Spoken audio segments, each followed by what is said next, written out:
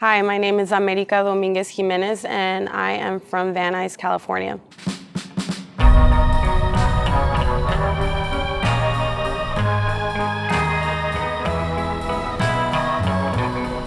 I was raised kind of towards the east end of Van Nuys.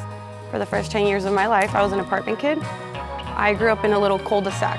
In that cul-de-sac, there was many apartments and then a few houses. It had very many first gens, lots of Mexicans, lots of Salvadorians, Guatemalans, Hondurans, but it was just a big old melting pot of a block. After that, I've moved around quite a few times. When you're a renter, nothing is ever solid. Nothing is ever secure. You may have next month's rent, but you know the person that is renting you won't keep you in mind. Due to that, we've had to move many times because a contract will be up or a house gets sold. Although my parents made it a very safe environment for me to grow up in, they never shied away from telling me uno nunca sabe. This might be our house today, but we don't know if it's gonna be tomorrow. Right when we would get comfortable and be like, oh my God, we made it, we're safe. You gotta move out. My family's not here. They had to relocate February of 2022. One of the last homes that I shared with my family, being my parents and my siblings, was on Woodley and Victory. I remember finding it actually on Craigslist. And it was at that time that we were also facing a challenge of contracts up, you guys gotta go. And so I remember finding that house, we met the owners, there was a sweet elderly couple. We lived there for a long time and honestly, some of the best landlords ever. However, they passed away. Their kids didn't know what to do with the house, so they sold it. And they let us know in November, hey, we're thinking about selling the house. By November 15, they had closed escrow. And by February, my parents were in Arizona. The last year and a half that my family has faced, they have their own challenges, navigating a whole new state. But I'm navigating, the city and my neighborhood without them. So getting my wings clipped without a choice really, it was not the best. I do not recommend that.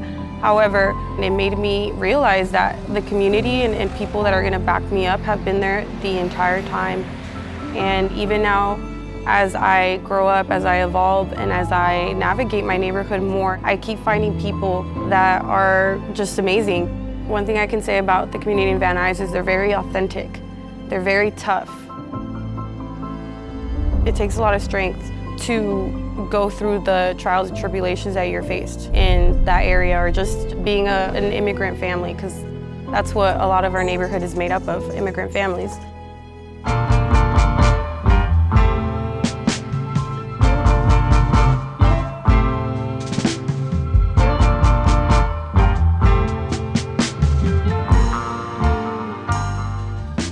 You can be walking down the block, hola, ¿cómo te va? Or buenas tardes. If you want to keep practicing your Spanish, you want to strengthen it a little bit better, just go to Socorros, go to Birreria Mexico, go anywhere.